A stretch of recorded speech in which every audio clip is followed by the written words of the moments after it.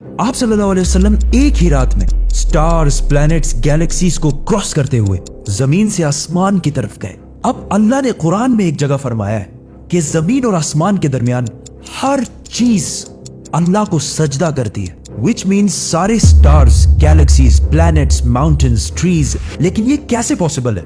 सजदा तो इस तरह होता है। और कभी स्टार्स और प्लैनेट्स को हमारी तरह इबादत करते हुए किसी ने देखा है? लेकिन अल्लाह ने कुरान में बार बार कहा है कि ये सारी चीजें अल्लाह की इबादत करती हैं। तो यूनिवर्स के इन सारी चीजों में कोई ना कोई बात कॉमन, एक जैसी जरूर होगी। आज से बहुत साल पहले पूरी दुनिया का ये ख्याल था कि जमीन, अर्थ ही दुनिया का सेंटर है और जमीन तो साकिन है बेटा, जमीन रोटेट करती ही नहीं है, जमीन गर्दिश नहीं करती। लेकिन आज से 400 साल पहले गैलीलियो, जो एक इटालियन साइंटिस्ट थे, उसने दो लेंसेज को अलाइन करके रखा तो उसे पता चला कि ऐसे करने से दूर की चीजों को करीब से देखा जा सकता है। छोटे लेवल पर टेलीस्कोप्स दुनिया में पहले भी मौजूद थे, लेकिन इन्हें सिर्फ फौजी और समंदरी सफरों में यूज किया जाता था। लेकिन गैलीलियो ने इसी टेलीस्कोप को इंप्रूव करके इंसानों की तारीख में पहली दफा इसका रुख आसमान की तरफ किया, जिससे उसने दुनिया से पहली बार सूरज और चांद को बिल्कुल करीब से देखा। और गैलीलियो ने इन सारों की मूवमेंट को ऑब्जर्व करना शुरू किया।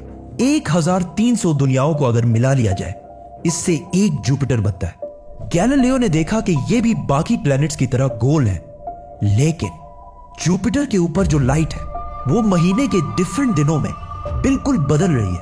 और उसने देखा कि वीनस और सैटर्न का भी यही हाल है। अब ये सब कुछ तभी पॉसिबल था कि अगर ये सारी चीजें सूरज के गिर्द घूम रही हो, दुनिया के नहीं। गैलीलियो ने ये बातें पूरी दुनिया को बताई कि यूनिवर्स का सेंटर दुनिया नहीं बल्कि सूरज है। लेकिन इस बात को सुनकर यूरोप के सारे चर्चेस उसके दुश्मन बन गए, क्योंकि उस जमाने के पोप का ये ख्याल था कि जमीन ही यूनिवर्स का सेंटर है। और सिर्फ पोप का नहीं, पूरी दुनिया का ये ख्याल था। जमीन तो साकिन है। जिसकी वजह से गैलीलियो को चर्च से ये सजा मिली कि वो हमेशा के लिए घर में बंद कर दिया जाएगा। लेकिन गैलीलियो ने अपना काम जारी रखा और उसकी इन रिसर्चेस को बाद में पूरी दुनिया ने माना। इवन पोप ने भी गैलीलियो के मरने के 350 साल बाद पूरी दुनिया के सामने उससे माफी मांगी और कहा कि हम गलत थे और आप सही थे। आहिस्ता आहिस्ता हमें पता चला कि जमीन यूनिवर्स का सेंटर नहीं है, बल्कि ये सूरज के गिर्द घूमती है। और सूरज भी कोई इतनी बड़ी चीज नहीं है, बल्कि सूरज तो इसके जैसे अरबों खरबों स्टार्स की तरह मिल्की वे गैलेक्सी का एक छोटा सा हिस्सा है। और ये मिल्की वे गैलेक्सी अरबों स्टार्स से बनी हुई है और ये सारे बिलियंस ऑफ स्टार्स एक ही सर्कल में घूम रहे हैं। हम तो सूरज के गिर्द घूम रहे हैं, तो सूरज जैसे अरबों खरबों स्टार्स मिलकर किसके गिर्द घूम रहे हैं? Super massive black hole. Have a supermassive black hole at their center.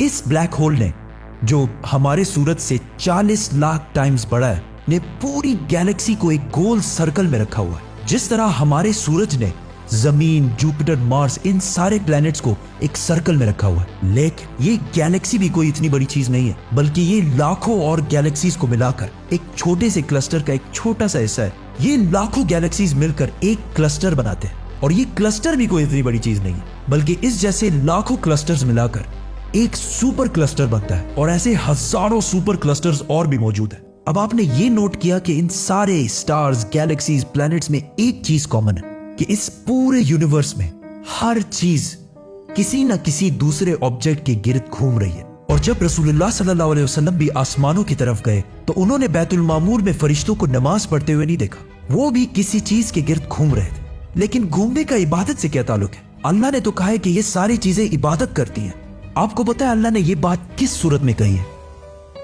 सूरह हज में। हज में मुसलमान पूरी दुनिया से इस्लाम की सबसे मुकद्दस और होली जगह काबा के पास जाते हैं और बार बार इसके गिर्द घूमते हैं। अब इस सर्कल करने का मतलब क्या है?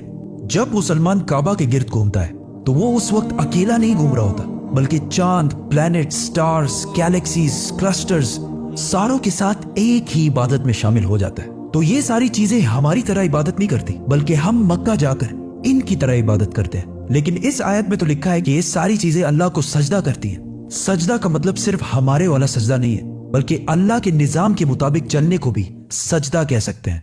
लेकिन अल्लाह ने इस आयत में सिर्फ स्टार्स, गैलेक्सीज और प्लैनेट्स का नहीं कहा, बल्कि हर चीज, पहाड़, दरख्त, जानवर, सब का कहा है। ये तो सर्कल्स में नहीं घूमते।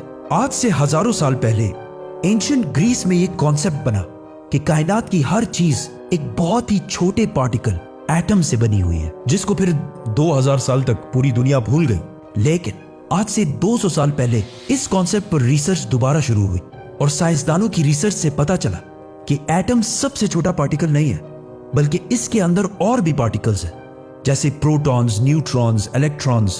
प्रोटॉन्स और न्यूट्रॉन्स हमेशा एटम के सेंटर में होते हैं और इलेक्ट्रॉन्स हमेशा इनके गिर्द घूम रहे होते हैं, ऑलमोस्ट बिल्कुल उसी तरह जिस तरह प्लैनेट्स सूरज के गिर्द घूमते हैं और स्टार्स ब्लैक होल के गिर्द घूमते हैं। जिसका मतलब है कि कायनात की हर चीज चाहते या ना चाहते हुए किसी ना किसी चीज का तवाफ कर रही है। और जब कोई मुसलमान काबा का तवाफ करने जाता है तो वो कायनात की हर छोटी से छोटी चीज, जैसे एटम के अंदर इलेक्ट्रॉन से लेकर कायनात के सबसे बड़े ऑब्जेक्ट्स, प्लैनेट्स, स्टार्स, गैलेक्सीज और इवन बैतुल मामूर में फरिश्तों के साथ एक ही इबादत में शामिल हो जाते हैं। हो सकता है इसीलिए इस्लाम में तवाफ करना सबसे बड़ी इबादत है। तो जब सूरह हज में अल्लाह ने फरमाया कि ये सारी चीजें मेरी इबादत करती हैं, तो ये हमारी तरह इबादत नहीं करती, बल्कि हम मक्का में काबा का तवाफ करके इनकी तरह अल्लाह की इबादत करते हैं। लेकिन इन सारी चीजों का तवाफ करने का एक फिक्स टाइम है और जैसे ही ये टाइम पूरा होगा तब हर शख्स मालूम कर लेगा कि वो क्या लेकर आया है। सब्सक्राइब।